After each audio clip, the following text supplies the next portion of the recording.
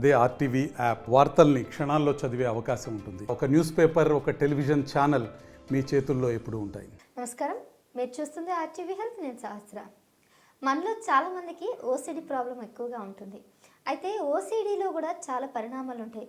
కొందరికి ఒక 10% ఉంటే కొందరికి 20%, 30-40 ఇలా చాలా పర్సంటేజ్ వైజ్గా చూసుకున్నట్లయితే ఒక 30-40 వరకు అయితే ఓకే, కానీ ఏకంగా 80-90% ఓసిడి ఉన్న వాళ్ళనైతే మనం భరించలేం. ఫర్ ఎగ్జాంపుల్, మీరు మహానుభావుడు సినిమా చూసే ఉంటారు. అందులో హీరో శర్వానంద్ ఓసిడి బాధితుడు, తన బాధితుడు అని చెప్పొద్దు, మానసిక వ్యాధి కలిగిన ఓసిడి వ్యక్తి అని చెప్పొచ్చు. సో తను ఎంత నీట్నెస్ కోసం ఆఖరికి తన పర్సనల్ లైఫ్ని, ఉద్యోగాన్ని కూడా కోల్పోయిన పరిస్థితులు మనం చూస్తుంటాం. మరి ఇలాంటి సినిమాలనే కాదు, నిజ జీవితంలో కూడా ఎంతోమంది ఈ ఓసిడి వల్ల చాలా సఫర్ అవుతున్నారు. మరి ఈ ఓసిడికి ఈ జబ్బుకి మందులు లేదంటే కౌన్సిలింగ్ ఎలా తగ్గిస్తారు ఏంటి అనే విషయాలన్నీ ఈ వీడియోలో తెలుసుకుందాం. మరి ఈ విషయాలు తెలియజేయడానికి మనతో పాటు ఉన్నారు డాక్టర్ అన్నం సుబ్రహ్మణ్యం గారు, సీనియర్ సైకాలజిస్ట్. సార్ని అడిగి తెలుసుకుందాం. నమస్తే సార్. నమస్కారం అండి. సార్, ఓసిడి అనేది చాలామందికి మనలో రెగ్యులర్గా చూస్తూ ఉంటే ఇంట్లో కనీసం ఒకరైనా ఇద్దరైనా ఖచ్చితంగా ఉండి తీరాల్సిందే. అంటే తుడిచిందే తుడుచుకుంటూ క్లీనింగ్ ప్రాసెస్ ఎక్కువ ఉంటుంది. దేనైనా ముట్టుకోవాలంటే ఆలోచిస్తారు. మళ్ళీ ఏదైనా కొత్త ప్లేస్కి వెళ్ళినా కానీ ఇది హైజెనిక్ కాదా అవునా అని చూస్తుంటారు. చేసిన పనిని మళ్ళీ చేతులు కంటేస్తుందని శానిటైజర్ యూజ్ చేస్తారు. ఇలా రెగ్యులర్గా అందరినీ చూస్తూ ఉంటాము.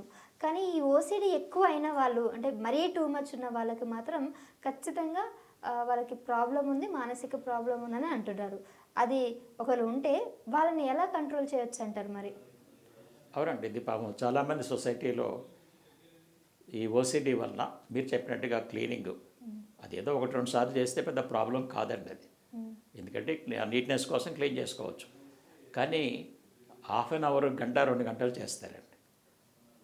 ఆ థాట్ రాగానే కిచెన్ మొత్తం క్లీన్ చేసేస్తారు.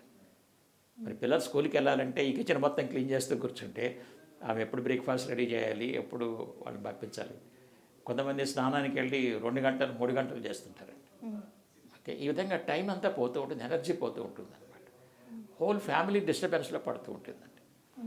ఈ క్లీనింగు, చెక్కింగ్ అనేది చాలామందికి తెలిసినవండి. ఇవన్నీ తెలియనివి చాలా ఉన్నాయండి. ఇంకా కొంతమందికి వల్గర్ థాట్స్ వస్తుంటాయండి. అంటే దేవుళ్ళ మీద సెక్సువల్ థాట్స్, లేదా క్లోజ్ ఫ్యామిలీ మెంబర్స్ మీద సెక్సువల్ థాట్స్ వస్తుంటాయి ఓసిడి వల్ల అండి. నిజమా సార్? ఇది చాలామందికి తెలియదు. ఈ థాట్స్ వచ్చినప్పుడు ఏమవుద్దంటే మరి వెంటనే అతనికి భయం వస్తుంది. ఇదేంటి నేను ఇట్లా ఆలోచిస్తున్నాను ఏంటి అని వెంటనే దేవుడు మొక్కుంటాడండి. తప్పైపోయింది, నన్ను క్షమించాలని. అంటే వాళ్ళు అనుకోకుండా ఇంటెన్షనల్లీ రావట్లేదు. ఇది ఇంటెన్షనల్గా కాదండి, వచ్చేస్తుంది. ఇది ఇంటెన్షనల్ కాదండి, బ్రెయిన్ తీసుకొచ్చుద్ది అనమాట. ఆ సంగతి చాలామందికి తెలియదు. కానీ ఇతనేమనుకున్నాడు, నేను ఆలోచిస్తున్నాను అనుకొని ఈ బాధపడుతూ భయపడుతూ ఉంటాడండి. మరి ఇది పద్దాక వస్తూ ఉంటే మరి దాన్ని తట్టుకోలేరు కదా. ఇప్పుడు ఎవరికి షేర్ చేయలేడు. నాకు ఈ విధంగా నెగిటివ్ థాట్స్ వస్తున్నాయి ఫ్యామిలీ మెంబర్స్ మీద, దేవుడు చెప్పలేడు. ఇప్పుడు వీళ్ళు చాలా ప్రాబ్లంలో పడతారండి. ఇలాంటి వాళ్ళని మా దగ్గరికి ఇమ్మీడియట్గా కౌన్సిలింగ్ తీసుకురావాలండి. ఎందుకంటే నేను ఓసిడితో బాధపడడం, ఏ టైప్ ఆఫ్ ఓసిడి అయినా సరే 2 months to 4 monthsలో 100% బయటకు రావచ్చండి. ఇప్పుడు కొంతమంది ఎలా ఉంటారంటే, ఇప్పుడు సపోజ్ ఆయన ముందుకు వెళ్ళాలనుకోండి, ముందుకెళ్ళి 10 మీటర్ల తర్వాత నెగిటివ్ థాట్ వస్తే మళ్ళీ వెనక్కి వస్తారండి. మళ్ళీ ముందుకు వెళ్తారండి, మళ్ళీ నెగిటివ్ థాట్ వస్తే మళ్ళీ వెనక్కి వస్తుందండి. ఇట్లా గంటలు వేస్ట్ చేసుకుంటూ ఉంటారండి.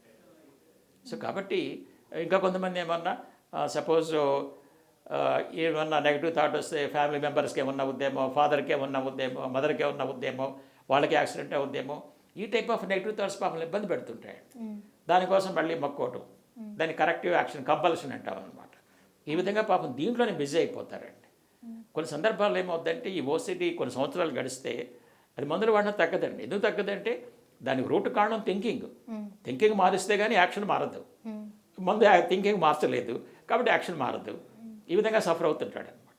నా దగ్గర వచ్చిన వాళ్ళకి మొత్తం డీటెయిల్గా స్టడీ చేసి ఎటువంటి ఓసిడి ప్రాబ్లం అయినా సరే దానిలోంచి 2 to 4 monthsలో ఒక్క మెడిసిన్ లేకుండా వాళ్ళ ఆలోచన విధానం మార్చి వాళ్ళ ఓసిడి థాట్స్ ఏమో వాటన్నింటికి సొల్యూషన్స్ రాయించి చక్కగా దీనిలోంచి బయటకు రావచ్చు. ఎవ్వరు సఫర్ అవ్వాల్సిన అవసరం లేదు. కొన్ని 100 మంది ఈ ఓసిడి సఫర్ అవ్వడం మంచిగా చేశారు. Right sir, thank you sir.